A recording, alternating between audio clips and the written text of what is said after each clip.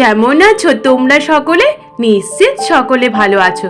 আজ তোমাদের জন্য আরো এক নতুন গল্প নিয়ে এসেছি, গোপালের বিরুদ্ধে মন্ত্রীর পরিকল্পনা। রাজসভা শুরু হতেই গোপালকে না দেখতে পেয়ে রাজা মশাই বলে, কি ব্যাপার, আজকেও তো গোপালকে এতক্ষণ পর্যন্ত দেখতে পাচ্ছি না। মন্ত্রী মশাই বলে, দেখুন দেখুন রাজা মশাই দেখুন, যখন আমি আপনাকে বলি যে গোপাল রোজ রোজ দেরি করে আসে, ওর বিরুদ্ধে কোনো একটা ব্যবস্থা নেন, আপনি তো গুরুত্বই দেন না।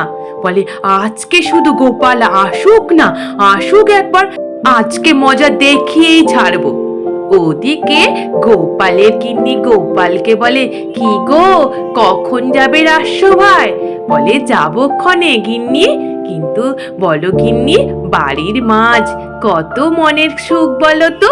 বলে, হ্যাঁ। বলে, রাজা মশাইয়ের জন্য ওই ডিম ভর্তি রুই মাছটা নিয়ে যাব, দেখবে রাজা মশাই খুশি হয়ে যাবে। বলে, তাই না হইলে করো। তারপর গোপাল ব্যাগে একটা বড় রুই মাছ নিয়ে সোজা রাজসভায় প্রবেশ করে। রাজা মশাই বলে, গোপাল, তোমার এত দেরি হওয়ার কারণ কি গোপাল? গোপাল বলে, রাজা মশাই, আমি যেই অবস্থায় ছিলাম ওই অবস্থা আপনি থাকলে আপনারও দেরি হতো। বলে, কোন অবস্থা গোপাল? বলে, রাজা মশাই, আজকে আমাদের পুকুরে মাছ ধরছিলাম। কি মাছ রাজা মশাই, কি বলবো আপনাকে, দেখুন দেখুন, আপনার জন্য সব থেকে বড় রুই মাছটা একদম পেটে ডিম ভর্তি নিয়ে এসছি। বলে, তাই নাকি, দেখি দেখি গোপাল। বলে, এই যে এই ব্যাগের মধ্যে রয়েছে রাজা মশাই, আর আমি তো গিন্নিকে দিয়ে মাছের ঝোল, টক, মাছের ভাজা, কালিয়া, কত রকমের রান্না খেয়েছি, এমনকি গিন্নি আবার ওই দই রুইও রান্না করতে পারে। বলে, তাই নাকি গোপাল, দই কাতলা শুনেছি, দই রুই তো শুনিনি। মন্ত্রী মশাই হবে, এই রে, গোপালটা ঠিক বুদ্ধি করে রাজা মশাইকে তো বধ করে দিল, এইরূপ করলে তো হবে না। বলে, রাজা মশাই, গোপাল যে দেরি করে এলো, বলে আসুক, কালকে থেকে গোপাল আর দেরি করে আসবে না। তারপর গোপাল নিজের আসন গ্রহণ করে বসে। বলে, রাজা মশাই, আরো একটা কথা আছে, সামনে রবিবার আপনাকে সঙ্গে সভাসদদের সকলকে আমাদের বাড়িতে মাছের নানা রকম পদ খাওয়ার নেমন্তন্ন রইল। এই কথা শুনে তো রাজা মশাই সভাসদ সকলেই খুশি হয়ে যায়। ওদিকে মন্ত্রী মশাই মনে মনে হবে, বেটা গোপাল, তোমাকে নেমন্তন্ন করে সকলকে খাওয়া করাচ্ছি, তোমার পুকুরের মাছ নিয়ে তোমার খুব গর্ব না, তোমার পুকুরের মাছ এবার থাকে কিনা তুমি দেখো। তারপর রাজসভা শেষ হতেই মন্ত্রী মশাই সোজা গিয়ে বটা ঘটার সাথে দেখা করে। ওদিকে গুলটে ন্যাপলা পুটিরা ছোপের আড়ালে বল খেলছিল।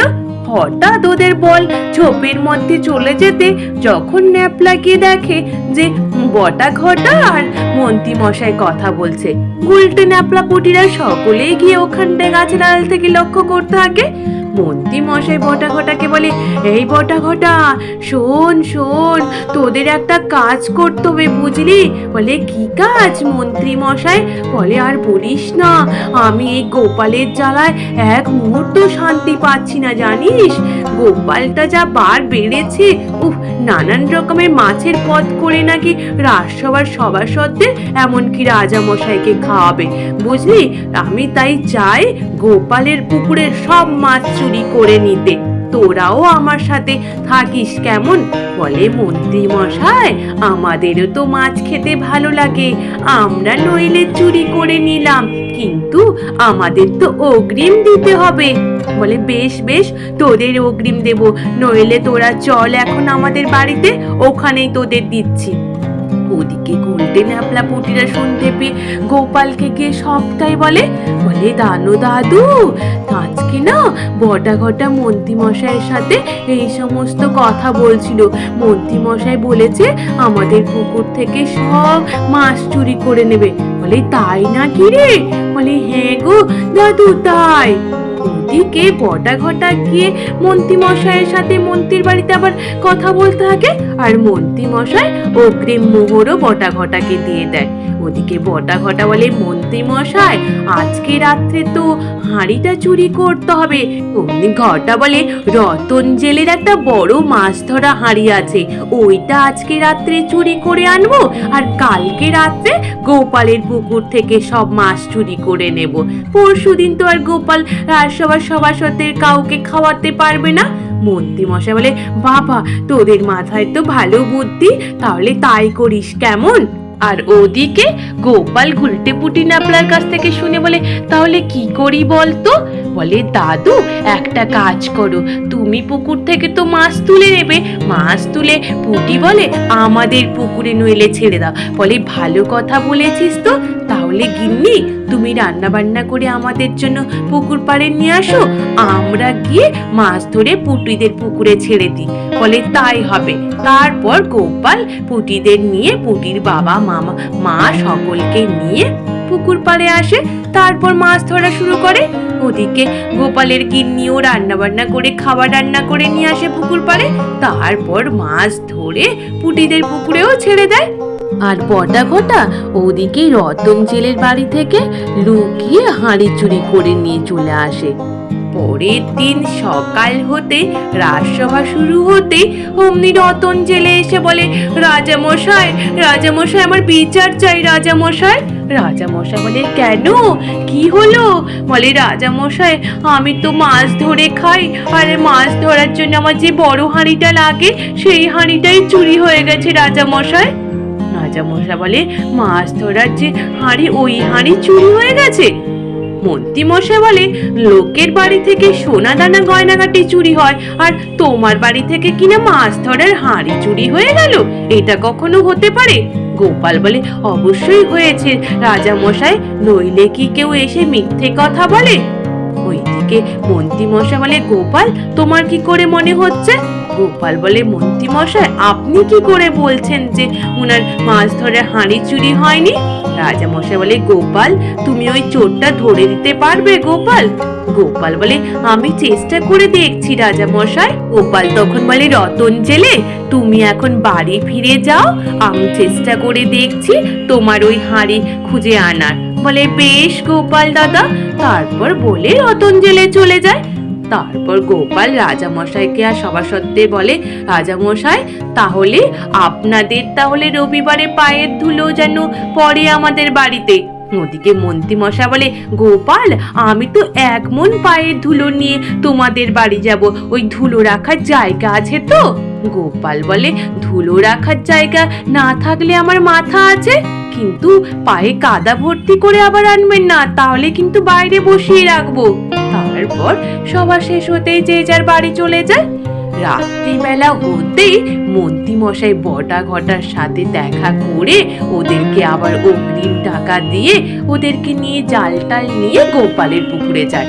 গোপালের পুকুরে গিয়ে মাছ ধরতে থাকে।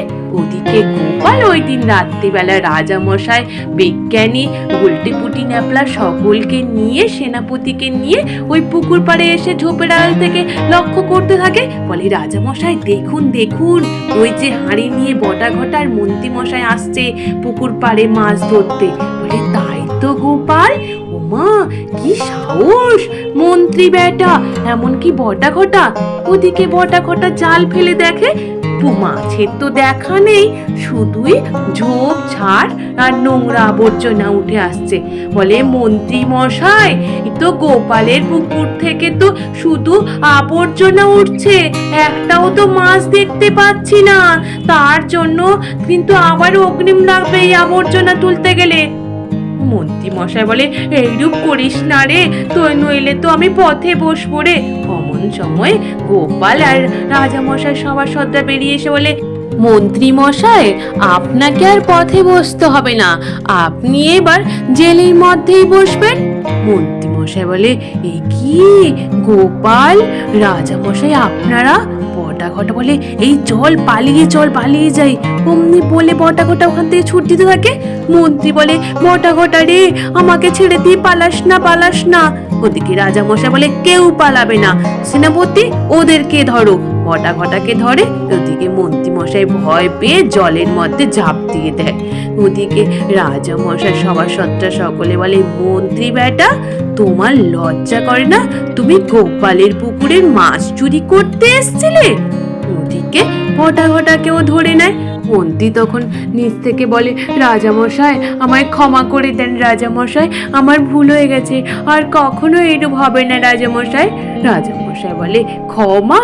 তোমাকে তো আমি পুরো 1 মাসের জন্য কারাবন্দি করব, সঙ্গে ঘটাকেও। তারপর গোপাল বলে, রাজামশাই কালকে আমাদের বাড়ি নেমন্তন্ন খাওয়াটা, তাহলে আপনারা সকলে আসুন তাহলে নেমন্তন্ন খেতে।